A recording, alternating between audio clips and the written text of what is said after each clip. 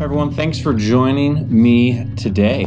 We are taking a look deeper into what Pastor Brian talked about this week. Troy's not here. He is actually at a wedding. He's actually officiating his brother's wedding. And it's something amazing when it comes to family being together. Hopefully you had an opportunity to be with family, or at least call some family this weekend. And when it relates to Mother's Day, what Brian talked about that he dove into was this idea of how you imagine God. Well, it changes everything about you. In fact, the way that we interact with our parents as we're kids and young, that shapes so much of how we come to understand God. And whether you had great parents or whether you had parents that left some room for work, I believe that there's some truths that God has for us that will unlock us, especially as we dive in deeper this week. So here's where I want to start. The passage that we talked about was Psalm 139. And so before your group really gets going, take a minute to read through the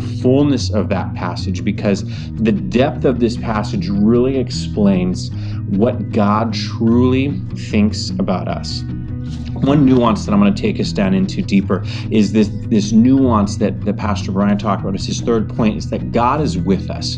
Now, it's something that we know, that God is with us and God is around and he's with us every day of our life. But when you really look into the depth of what that means, I think it'll actually be transforming. And here's why.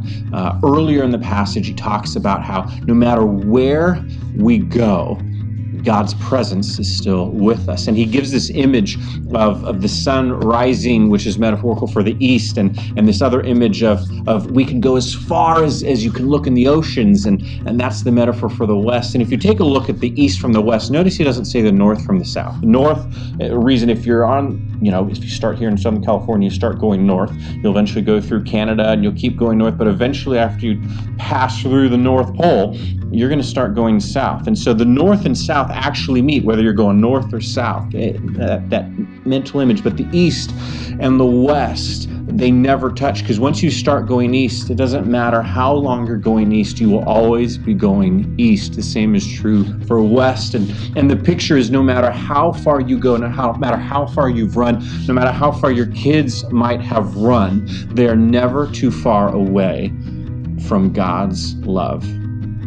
The other image that he gives that I think is so impactful is this idea of, he said, your thoughts of me outnumber the grains of sand on this earth. And being a beach culture, we recognize how voluminous that is. And then he says, when I awake, you're still there.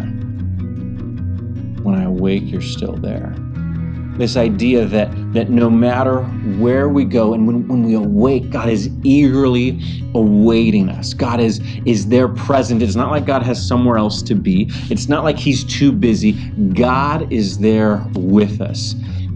I'm reminded of my little dog, Indy. Whenever I come home, it doesn't matter if it's in the middle of the day or late in the evening. Whenever I come home, there's Indy wiggling around, excited to see me. And she's always excited, no matter what the day was filled for her. No matter if I had to put her in her crate for hours, I come home and she is excited to see me. And in that way, God is excited to see us. And I feel like so many of us, we kind of believe this lie that God doesn't really care. God doesn't have time for me. But go with me on this thought experiment. We recognize that time is a construct of humanity and that we are bound by time. But God, by very definition of being, God is outside of time and space. In other words, time is no thing for God. And so quite literally, if time is no thing for God, then God has all the time in the world to spend your entire life with you, every single moment. And at the same time, he has time to spend his life, or my life, with me every single moment. And then with everyone, because God is not bound by time, he has the capacity to be with all of us 24/7 every day of our life. And that might intimidate you to be like, oh my gosh, God is with me even in those dark places. And I would say, yes, God is with us even in what we perceive to be the dark places. And why that brings comfort to me, it's that even in the dark places, God has not rejected us. In fact, we see in Romans, while we were still sinners, Christ, he died for those versions of us too. Perhaps when it comes to God, the biggest issue isn't accepting God.